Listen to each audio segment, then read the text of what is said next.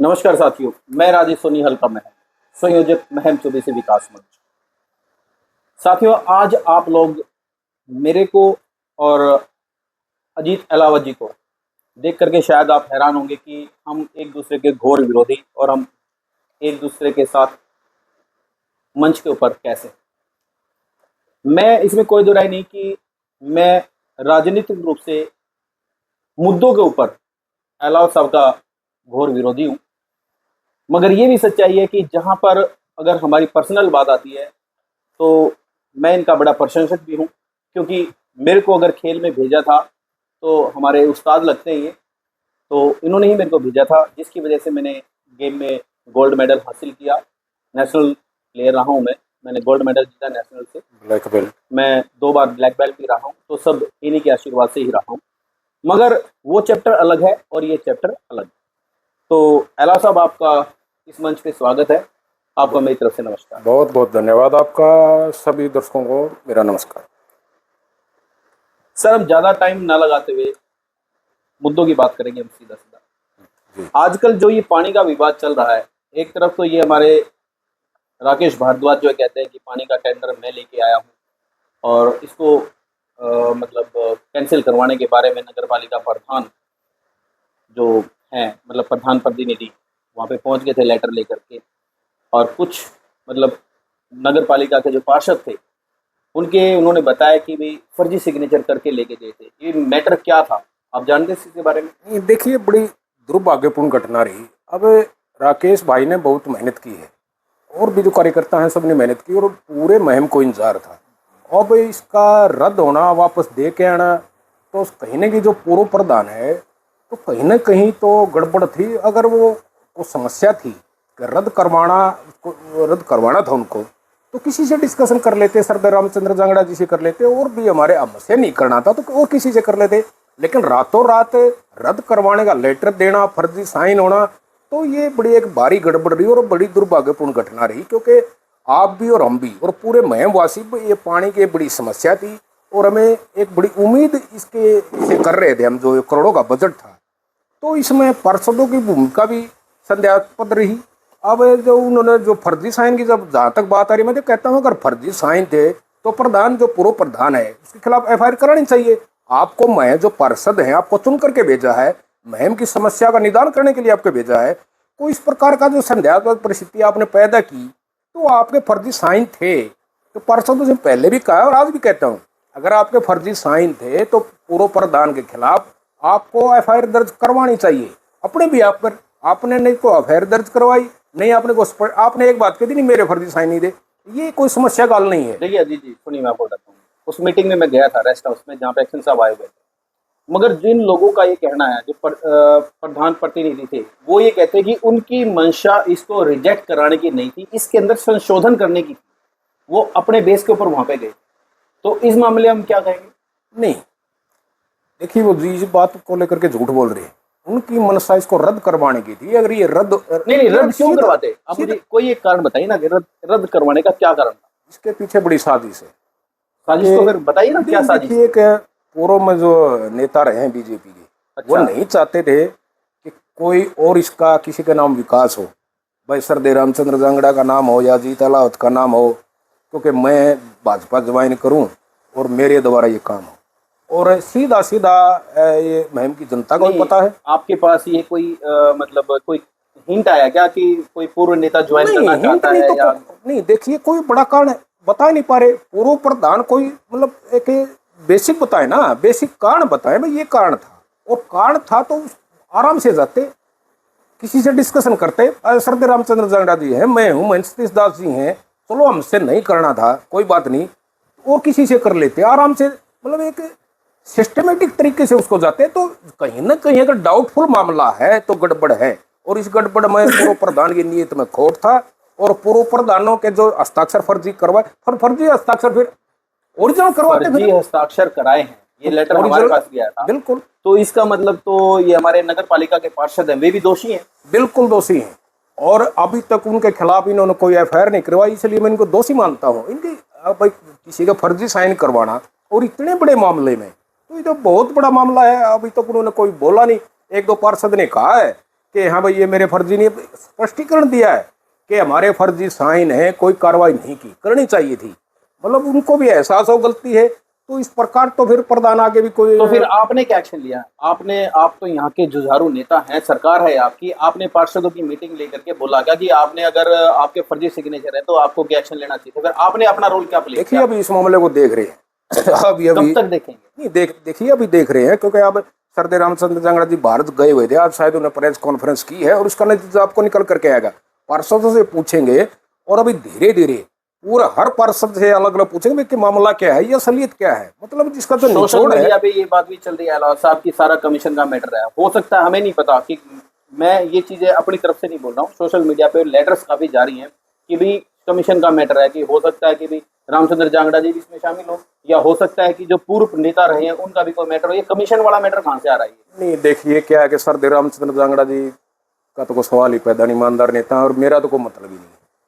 तो फिर बचता कौन है? बात फिर वहीं आती है श्रेय लेने की, और श्रेय जो पहले गए हैं नेता, तो लगभग फिर बात वहीं, फिर जो शक की सुई है वहीं आती है। चलिए, ये तो था एक चैप्टर। दूसरा ये बताइए कि आप लोगों की सरकार पिछले 15 साल से, 15वां साल चल रहा है अभी हमारा, मतलब तीसरा टर्म चल रहा है आप लोगों का। तीसरे टर्म के दौरान महम का ऐसा क्या हो गया महम के अंदर कि महम विकास क्यों नहीं पकड़ पा रहा? महम की विकास की गति का पहिया क्यों रुका हुआ है? पानी भर जाए तो पानी नहीं निकलता आप लोगों से। आप लोग समय समय के ऊपर वीडियो के माध्यम से आप बोलते रहते हो, दिशा निर्देश भी देते हो। मैं कई बार आप लोगों को सोशल मीडिया में देखता हूं कि हाँ जी ये कर दो वो कर दो, मगर मुझे ये बताइए स्थायी आप लोगों ने अब तक निवारण किया क्या? देखिए पानी भरा हुआ है, एक मिनट सुनिए सर, पानी भरा हुआ है हमारा, बिल्कुल पूरे 4-5 गाँव को डूबे में। आप लोगों को क्या नहीं पता था कि मानसून आएगी तो हम इसके करेक्टिव एक्शन लेने चाहिए? क्यों नहीं किया सर आप लोगों ने अभी? नहीं देखिए ये आपकी बात सही है, इस बार बरसात ज्यादा हुई है। अगर बरसात ज्यादा होने की वजह से, अब जैसे बडालिया जो मामला है, वहां पे जो पानी निकालने का रास्ता है वो बड़ी मुश्किल से ढूंढ पाए, ग्रामीण भी, हम भी, पूरा प्रशासन लग के। सर वही चीज मैं कह रहा हूँ, जो पानी भरने के बाद ढूंढ रहे वो आपने पहले क्यों नहीं किया? नहीं देखिए ये किसानों की सारी फसल की ऐसी तैसी होगी, आप मानते हो इस बात को? नहीं बिल्कुल नुकसान तो हुआ है, मुआवजा कुछ बिल्कुल मिला नहीं। नहीं मुआवजा तो जैसे गिरदावरी वगैरह होकर मुआवजा मिलेगा और सरकार किसानों के साथ है। लेकिन देखिए मैं मानता हूँ कि बरसात ज्यादा है और निकासी का जो बड़ी समस्या है हर जगह है। अब जैसे महम की बात आप ले लीजिए, चारों तरफ तालाब थे तो यहाँ जल भराव नहीं होता था। लेकिन अब जैसे अभी तो बरसात का मौसम बचा हुआ, अगर बरसात ज्यादा और होगी तो महम में भी इस प्रकार की समस्या आएगी। देखो समस्या बड़ी है और आगे आने वाले दिन मैं आपको बताता हूँ कि जल भराव की समस्या और ज्यादा विकराल रूप, इस प्रकार से एक विकराल रूप आप देखेंगे। लेकिन सरकार आने वाले दिनों में अगली जो बरसात आएगी उसमें इस प्रकार का आपको जल भराव देखने को नहीं मिलेगा, क्योंकि प्रशासन ने एक बड़ा अपना योजना तैयार करेंगे। और जो गांव के आप बात कर रहे हैं, ये यहाँ की समस्या है कि पानी निकालने के प्रशासन भी लगा हुआ है, जैसे 4 मोटर भी लगी हुए हैं, हर पॉइंट में लगी हुई है, लेकिन पानी निकालने का एग्जैक्ट पॉइंट के पानी हम यहाँ डालें। अब बड़म्बा की मैं आपको बताता हूँ कि बजाड़ पाना का जो मामला रहा, वहाँ क्या था कि पानी निकालने की जगह नहीं थी कि वो पानी हम यहाँ डालें।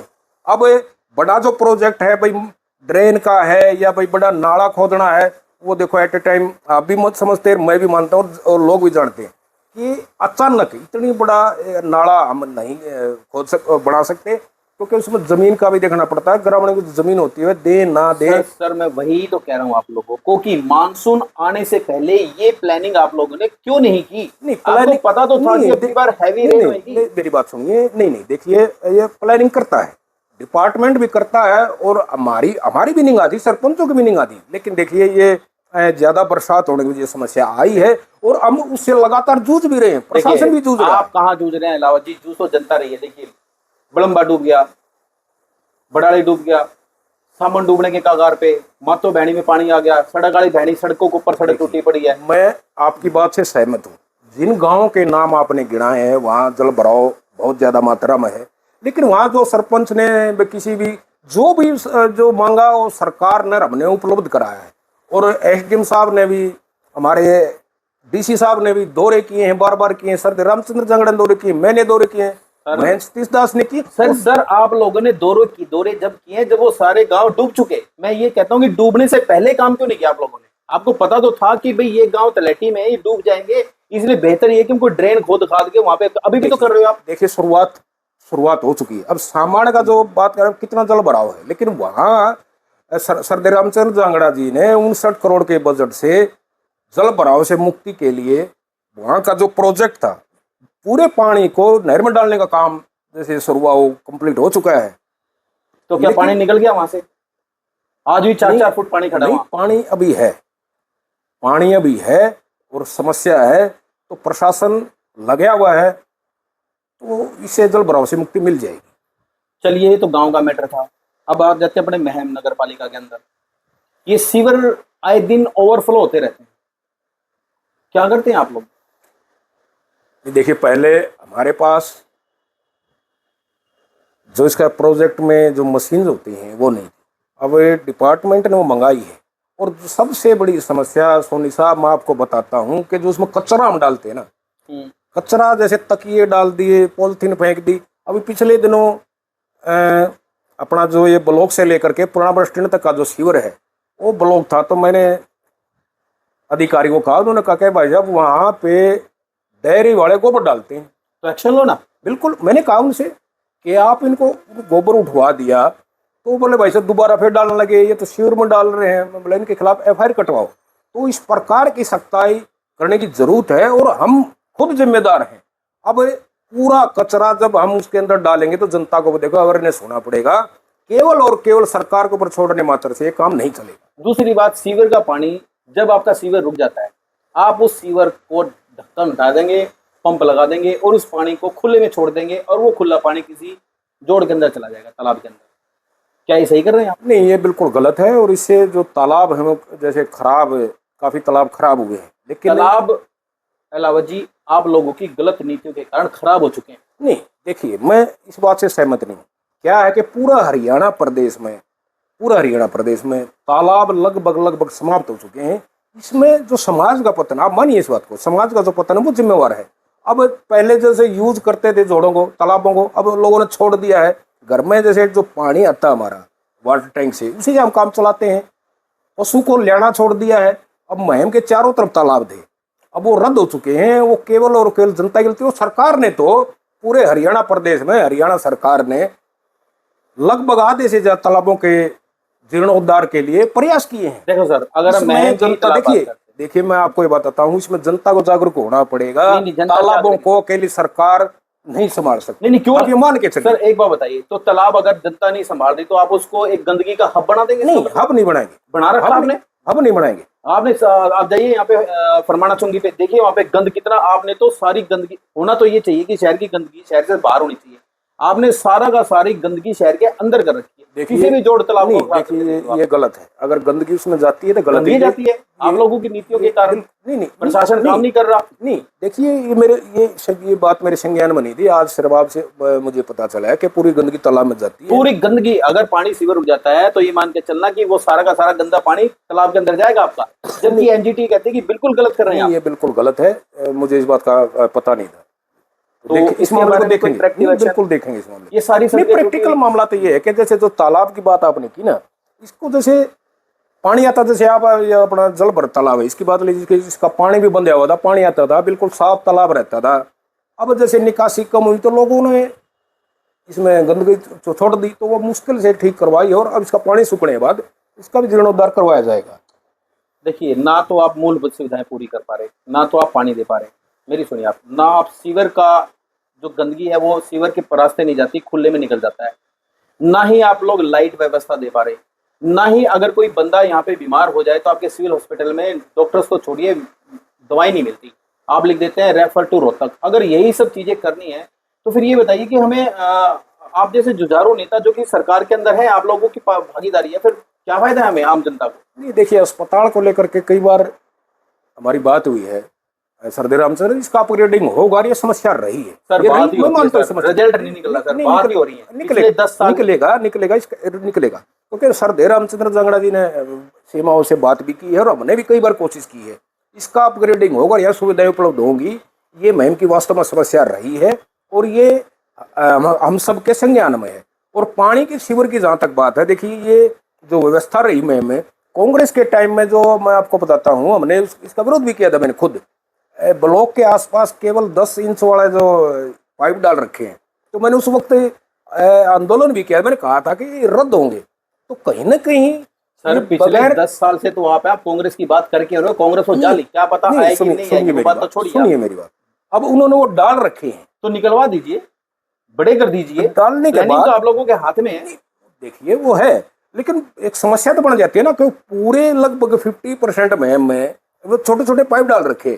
तो ये एक पूरा प्रोजेक्ट, बड़ा प्रोजेक्ट बनेगा और जो बड़े पाइप उसको डलेंगे, तब तक बहुत जल्द डलेंगे, बहुत जल्द डलेंगे। ये समस्या निगाह में है। चलो मान लेते हैं हम हाँ आपकी जी, बात। बिल्कुल निगाह में है। और आप ये लोगों डलेंगे। ने महम शहर की एक डिमांड थी कि हमारे एक सेक्टर बन जाए और एक लड़कियों का कॉलेज बन जाए, वो आप लोगों से आज तक नहीं हुआ, उसकी नींद भी नहीं टिकी कॉलेज आप लोगों का देखिए मेरी बात सुनिए। कॉलेज का तो ये है कि जैसे 15 किलोमीटर के अंदर कॉलेज नहीं बढ़ता, जैसे माफ कीजिए मोखरा गांव में है लड़कियों कॉलेज। तो सर दे रामचंद्र जांगड़ा जी ने कई बार मांग की है और वो कहा था कि अजीत भाई मैं चाहता हूँ एक लड़कियों कॉलेज बने। लेकिन जब डिमांड रखी गई तो कैलकुलेट करने के बाद 15 किलोमीटर में जैसे मोखरा गांव पड़ता है अपना, वहाँ पे है। तो इसलिए अपने महम के आसपास लड़कियों कॉलेज का जो एक क्राइटेरिया उस हिसाब से वो दिक्कत मतलब नहीं। महम में लड़कियों का कॉलेज आपके हिसाब से नहीं बनेगा? नहीं बनेगा, लेकिन मैं फिलहाल बनेगा? फिलहाल की बात बता रहा हूँ। जैसे अब तक का जो नियम है, तो नियम में बदलाव होने के शायद वो हो जाएगा। नगर पालिका महम के अंदर 90%, मोर देन 90%, 90% से ज्यादा प्रॉपर्टी आईडी गलत है। मेरी प्रॉपर्टी आपके नाम चढ़ा दी, आपकी प्रॉपर्टी किसी और के नाम चढ़ा दी, और उस प्रॉपर्टी को अगर ठीक कराने के लिए जाते हैं तो हमारे आदरणीय ऑफिसर्स, चाहे इसमें सेक्रेटरी हो या बिल्डिंग इंस्पेक्टर हो, ये क्या देते हैं कि भाई इसका इंतकाल लेके आ, फलाना लेके आ, दिगड़ा लेके आ। मैं ये जानना चाहता हूं कि जब ये प्रॉपर्टी उस बंदे के नाम थी और दूसरे के नाम कर दी गई, तब इन लोगों ने उससे प्रॉपर्टी आईडी क्यों नहीं मांगी? ये झंझट क्यों है? ये जनता को क्यों परेशान कर रखा आप लोगों ने? देखिए व्यवस्था परिवर्तन करने में कई बार बड़ी दिक्कतें आती है। मैं ये आपकी सर बात से आप ये व्यवस्था की बात मत कीजिए सर, पिछले 11 साल हो गए सर आपकी बात से मैं सहमत हूँ कि प्रॉपर्टी जो आईडी थी उसमें बड़ी परेशानी आई है। लेकिन लगभग के मामले जो सुलझा लिए गए हैं, वो पूरा प्रशासन इसमें लगा है। अब कुछ एक मामले बचे हैं, उनको भी सुलझा लिया जाएगा। मेरी सेक्रेटरी साहब से बात हुई थी, कुछ मामले हैं तो उन्होंने कहा था कि अलाव साहब बहुत जल्दी इनको भी सुलझा लिया जाएगा। आपके सेक्रेटरी साहब कुछ नहीं करते जी, सिर्फ आश्वासन देते हैं और कुछ नहीं करते। ये समस्या रही है, काफी समस्या रही है, क्योंकि जो टेंडर्स दिए गए थे वो लड़के चलो जैसे भी थे वो गलती उनसे हुई, लेकिन तुरंत हरियाणा सरकार इसमें सक्रिय हुई और इस मामले को नहीं हुई सर, नहीं हुई। कुछ बची हुई हैं सर, कुछ नहीं, कुछ लोगों का काम हुआ है, बाकी का तो हुआ ही नहीं। देखिए जो मेरे पास आते थे ना, कई बार तो बहुत ज्यादा लाइन लग जाती इस मामले को लेकर के। लेकिन अब है ना, अब कुछ मामले मैं आपके मानता हूँ कि कुछ मामले प्रॉपर्टी आईडीज को अभी भी बचे हुए हैं। तो कई बार मेरी बात हुई है अधिकारी से, उन्होंने कहा कि बहुत जल्दी इनको सुलझा लिया जाएगा। सर आप ये कह रहे हो सुलझा लिया जाएगा, मगर मैं लिख करके देता हूँ, आप लोगों की योजना चली जाएगी, मगर मुझे नहीं लगता कि आप ये प्रॉब्लम सोल्व कर दोगे, क्योंकि ना तो आपके अधिकारियों की मंशा नजर आती, और माफ कीजिएगा मुझे आप लोग भी इसमें कोई इंटरेस्ट लेते हुए नजर नहीं आ रहे, क्योंकि आम जनता परेशान है। आते हैं मेरे पास, आते हैं, बात भी हुई है, मैं सेक्रेटरी साहब से भी मिलकर आता हूँ, कई बार मेरी बात भी हुई है। मैंने अपनी आईडी ठीक कराने के लिए डायरेक्टर साहब के पास जाकर के तब जाके ठीक हुई है मेरी आईडी। आम आदमी कहाँ पहुंच पाएगा वहां तक? आप लोग आम लोगों के बारे में सोचिए ना, कुछ तो सोचिए आप लोग। देखिए कई बार क्या होता है कि जो बड़ी योजना थी और एक अलग प्रकार की योजना थी, तो इसको लेकर के थोड़ी सी परेशानी होती है, मैं मानता हूँ, हुई परेशानी हुई है। और अभी भी कुछ मामले बचे हुए हैं, तो सरकार भी लगी हुई, प्रशासन लगा हुआ है, जो बचे हुए मामले उनको सुलझा लिया जाएगा। आप इस बात का यकीन रखिए। इस जो ये टर्म है, इस टर्म में प्रॉपर्टी आईडीज के जो मामले हैं, लगभग 6 या 7 महीने के अंदर अंदर हर मामले को सुलझा लिया जाएगा। चलिए मैं आपसे एक लास्ट क्वेश्चन पूछता हूँ सर, बड़ा अहम क्वेश्चन है, सोच समझ के बताना। महम को एक सौगात मिली थी राज्यसभा सांसद की कि हमारे महम शहर से आदरणीय रामचंद्र जांगड़ा जी एक राज्यसभा सांसद निकल करके आए, महम वालों ने बड़े लड्डू भी बांटे। उसका कोई एक सिंगल % बेनिफिट बताइए कि हमें महम शहर को ये सौगात हमने दी ताकि हम एक बार फिर से मिठाई बांट दें। आप कोई भी एक चीज बताइए कि हमने राज्यसभा सांसद होने के नाते हमने फलाना काम कर दिया, कोई एक काम बताइए। बिल्कुल, देखिए क्या कि हमारी 8 विधानसभा हमारा कोई जनप्रति नहीं था, इसलिए सर दे रामचंद्र जांगड़ा जी को राज्यसभा भेजेगा। तो लगातार लोगों की जो समस्याओं का निवारण भी किया, और एक जो कमी थी कि हमारे पास जनप्रतिनिधि नहीं है, तो लगातार इन्होंने उस काम को देखा है और लगातार जो भी समस्या आई उसको सुलझाया है। सर कहाँ सुलझा सर? पानी की व्यवस्था आपसे दूर नहीं, सीवर की आपसे दूर नहीं, स्कूल कॉलेज की आपसे दूर नहीं, सड़क सारी टूटी हुई है, दवाइयां हॉस्पिटल में मिल नहीं रही, कानून व्यवस्था चरमरा रही है, आए दिन खून खराबा होता है, आए दिन लोगों का छुरा मार जाते हैं दुकान के ऊपर आकर के। ठीक है, लोगों के पास रोजगार नहीं, ना आपने लोगों को रोजगार दिया। अगर रेलवे स्टेशन पे जाते हैं तो वहां का सारी सड़क टूटी हुई है। मुझे ये बताइए कि आदरणीय राज्यसभा सांसद और आप लोगों की टीम ने किया क्या अब तक? नहीं, देखिए अभी मैं बता दूं, जितनी समस्या आपने बताई है सब की सब कंट्रोल में, और कोई इतनी विकराल समस्या नहीं है। पानी की भी है, सड़क की है। अब सड़क की जो आपने बात की, तो लगातार जो डिपार्टमेंट है, जो गड्ढे हैं उनको भरता रहता है। पर सड़कों की जो योजना है, जितनी भाजपा सरकार में जितनी सड़कें बनी हैं, किसी भी सरकार में नहीं बनी। और पानी को, सीवर को लेकर के प्रशासन लगातार लगा हुआ है। और जो आपने बात की कि राज्यसभा सांसद जी ने क्या किया, उन्होंने से एक जो अपना पुल है बड़म्बा रोड पे, मन्नीवाड़ा बोलते हैं, बाबा मन्नीवाड़ा, तो वहाँ पे एक बड़ा जो पुल है वो हमारा पास हो चुका है। और उससे आगे जाके एक जो मदीना का अंडरपास पास हो चुका है। तो ये जो पुल है एक बहुत बड़ा प्रोजेक्ट है, और पूरे बड़म्बा गांव को और पूरे जो ये हाईवे के जो आने वाले हैं इनको बहुत बड़ी तो राहत क्या है। 5 साल में सिर्फ आपने यही पास करवाया? आगे कौन कौन बनवाएगा जिनको? नहीं, देखिए पास की बात नहीं, ये बनेगा। इनके देखिए, इनके रहते रहते इसकी शुरुआत हो चुकी होगी। इनके रहते रहते चलो देख शुरुआत, लेते हैं। बिल्कुल इनके रहते रहते इसकी शुरुआत हो चुकी होगी। और ये तो दिन रात लगे रहते हैं। अब कुछ कॉलेज वाले जो कहीं ना कहीं मजबूरी रही, अब जो स्टेशन वाले रास्ते हैं वो भी पास हो चुके हैं, वो बनेंगे। और पानी वाली समस्या है, जैसे टेंडर लगाया तो काफी राहत मुहिम को मिलेगी। और रही बात शिविर की, आपने जो बात शिविर की समस्या बताई, तो वो तो देखिए एक शहर की समस्या जो रहती है, लेकिन प्रशासन लगातार उसको सॉल्व करने में लगा रहता है। वैसे ये महम शहर का दुर्भाग्य रहा है सर कि अभी तक किसी तरह की कोई प्रॉब्लम सोल्व नहीं हुई है, किसी भी तरह की नहीं हुई। क्योंकि आम जनता के बीच में जाकर के देखिए तो सही, पूछिए तो सही कि हो क्या रहा है। बहुत ज्यादा प्रॉब्लम है। नहीं, देखिए आप धरातल पे जाकर के देखिए। बिल्कुल मैं मानता हूँ इस बात को, समस्याएं रहती हैं और प्रशासन भी लगे हुआ, हम भी लगे हुए हैं। समस्याएं हैं तो, लेकिन निगाह है। और जो मुहिम आपने समस्या बताई है, आप देख लेना इस टर्म में सबको हम समाप्त कर दें। थैंक यू अजीत जी। साथियों, ये हमारे अजीत अहलावत जी थे। इन्होंने 2009 में भारतीय जनता पार्टी से एमएलए का इलेक्शन भी लड़ा है। ये हमारे बहुत अच्छे मित्र भी हैं। इन्होंने कोशिश की है कि हमारे आप लोगों के क्वेश्चंस के आंसर देने की, और आश्वासन दिया है इन्होंने कि भी सारी प्रॉब्लम्स को एलिमिनेट करेंगे, धीरे धीरे खत्म होएगी। अब तो ये वक्त बताएगा, हालात बताएंगे और आप बताएंगे। देखते हैं कि कैसे क्या होता है आगे चल करके। Okay, thank you sir, thank you very much, नमस्कार। आपने आप पधारने में बहुत बहुत धन्यवाद।